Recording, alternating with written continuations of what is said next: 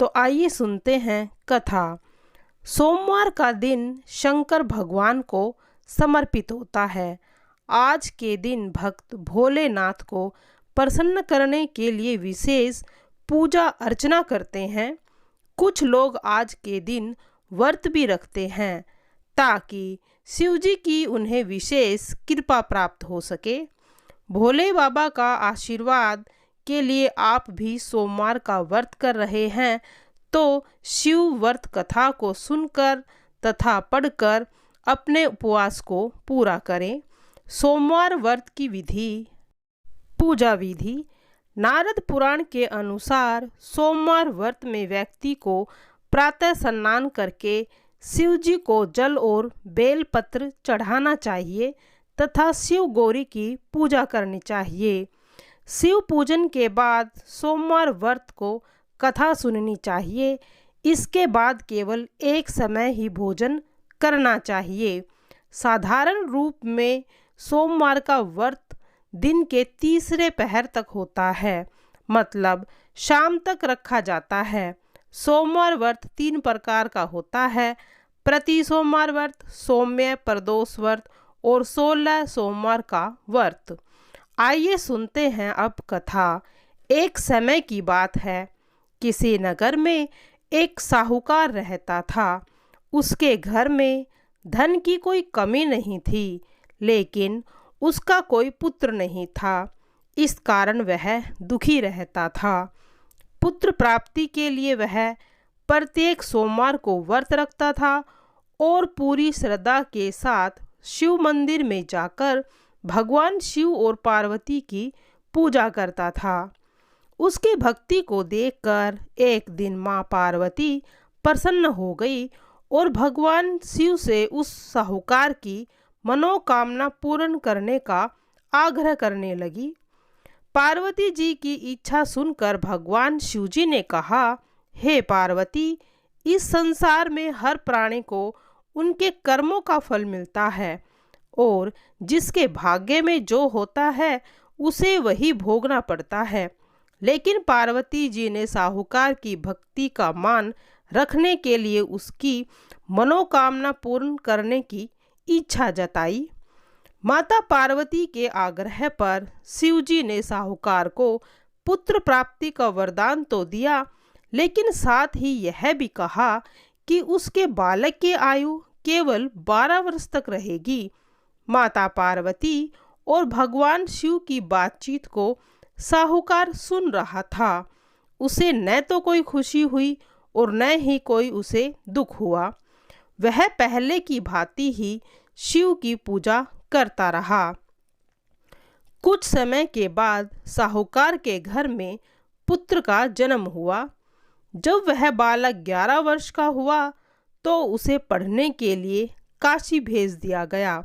साहूकार ने पुत्र के मामा को बुलाकर उसे बहुत सा धन दिया और कहा कि तुम इस बालक को काशी विद्या प्राप्ति के लिए ले जाओ और मार्ग में यज्ञ कराना। जहाँ भी कराओ वहाँ ब्राह्मणों को भोजन कराते और उन्हें दक्षिणा देते हुए जाना। दोनों मामा भांजे इसी तरह यज्ञ कराते और ब्राह्मणों को दान दक्षिणा देते काशी की ओर चल पड़ते हैं। रास्ते में एक नगर पड़ा, जहाँ नगर में राजा की कन्या का विवाह था, लेकिन जिस राजकुमार से उनका विवाह होने वाला था वह तो एक आंख से काना था। राजकुमार के पिता ने अपने पुत्र के काने होने की बात को छुपाने के लिए एक चाल सोची। साहूकार के पुत्र को देखकर उसके मन में एक विचार आया। उसने सोचा, क्यों न इस लड़के को दूल्हा बनाकर राजकुमारी से विवाह करा दूं। विवाह के बाद इसको धन देकर विदा कर दूंगा और राजकुमारी को अपने नगर में ले जाऊंगा। लड़के को दूल्हे के वस्त्र पहनाकर राजकुमारी से विवाह करा दिया गया। लेकिन राजकुमार का पुत्र साहूकार का पुत्र ईमानदार था। उसे यह बात न्याय संगत नहीं लगी।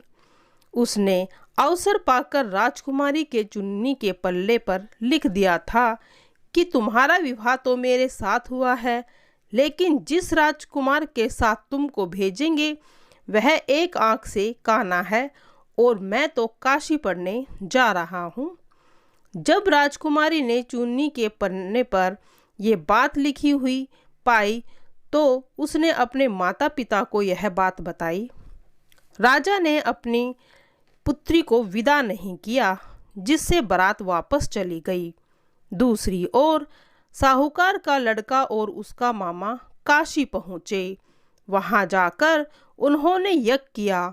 जिस दिन लड़के की आयु 12 साल की थी उसी दिन यज्ञ रखा गया।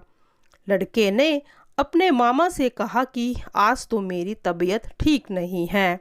मामा ने कहा तुम अंदर जाकर सो जाओ। शिवजी के वरदान के कुछ ही देर बाद उस लड़के के प्राण निकल गए। मर्त भांजे को देखकर उसके मामा ने विलाप करना शुरू कर दिया। संयोगवश उसी समय शिव पार्वती उधर से जा रहे थे। पार्वती ने शिवजी भगवान से कहा, स्वामी मुझे इसके रोने के स्वर सहन नहीं हो पा रहे हैं, आप इस व्यक्ति के कष्ट को अवश्य दूर करें। जब शिवजी मृत बालक के समीप गए तो देखा, वह बोले कि यह उसी साहूकार का पुत्र है जिसे मैंने 12 वर्ष की आयु का वरदान दिया था। अब इसकी आयु पूरी हो चुकी है और मैं इसके विषय में कुछ नहीं कर सकता। लेकिन मातृ भाव से विभोर माता पार्वती ने कहा कि हे महादेव, आप इस बालक को और आयु देने की कृपा करें, अन्यथा इसके वियोग में इसके माता पिता तड़प तड़प कर मर जाएंगे। माता पार्वती के आग्रह पर भगवान शिव ने उस लड़के को जीवित होने का वरदान दे दिया। शिवजी की कृपा से लड़का जीवित हो गया। शिक्षा प्राप्त करके लड़का और उसका मामा अपने नगर की ओर चल दिए। दोनों चलते चलते उसी नगर में पहुँचे जहाँ उसका विवाह हुआ था। उस नगर में भी उन्होंने यज्ञ का आयोजन किया। उस लड़के के ससुर ने उसे पहचान लिया और महल में ले जाकर उसकी खातिर पाने की और अपनी पुत्री को विदा किया। इधर साहूकार और उसकी पत्नी भूखे प्यासे रहकर बेटे की आने की प्रतीक्षा कर रहे थे। उन्होंने यह प्रण रखा था कि यदि उन्हें अपने बेटे की मृत्यु का समाचार मिलेगा तो वह भी प्राण त्याग देंगे। परंतु अपने बेटे के जीवित होने का समाचार पाकर वह बेहद प्रसन्न हुए। उसी रात भगवान शिव ने व्यापारी के स्वप्न में आकर कहा, हे श्रेष्ठी, मैंने तेरे सोमवार के व्रत करने तथा व्रत कथा सुनने से प्रसन्न होकर तेरे पुत्र को लंबी आयु प्रदान की है। इसी प्रकार जो कोई सोमवार व्रत को करता है, कथा को सुनता है, सुनाता है, पढ़ता है, उसके सभी दुख दूर हो जाते हैं और उसकी सभी मनोकामनाएं पूर्ण होती हैं। आइए सुनते हैं अब भोले बाबा की आरती। ओम जय शिवी ओमकारा, भज शिवी ओमकारा, ब्रह्मा विष्णु सदा शिव अर्धांगी धारा। ओम जय शिवी ओमकारा, एकानन चतुरानन पंचानन राजे, हंसासन गरुड़ा सजन वर्षवाहन साजे। ओम जय शिव ओमकारा, दो भुज चार चतुर्भुज, 10 भुज अति सोहे, त्रिगुण रूप निरखते त्रिभुवन जग मोहे। ओम जय शिव ओमकारा, अक्षमाला वनमाला मुंडमाला धारी, त्रिपुरारी कंसारी वरमाला धारी। ओम जय शिव ओमकारा, श्वेतांबर पीतांबर बागाम्बरी अंगे सनकादिक ब्रह्मादिक भूतादिक संगे। ओम जय शिव ओमकारा। कर के मध्य कमंडल चक्र त्रिशूलधारी। सुखकारी दुखहारी जग पालनकारी। ओम जय शिव ओमकारा। ब्रह्मा विष्णु सदा शिव जानति अविवेका। मधु कैटभ दहु मारे सुर बहीन करे। ओम जय शिव ओमकारा।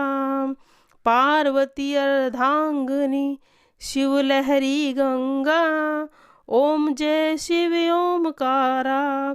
शेष नाग लिपटावत ओढ़त मृग छाला।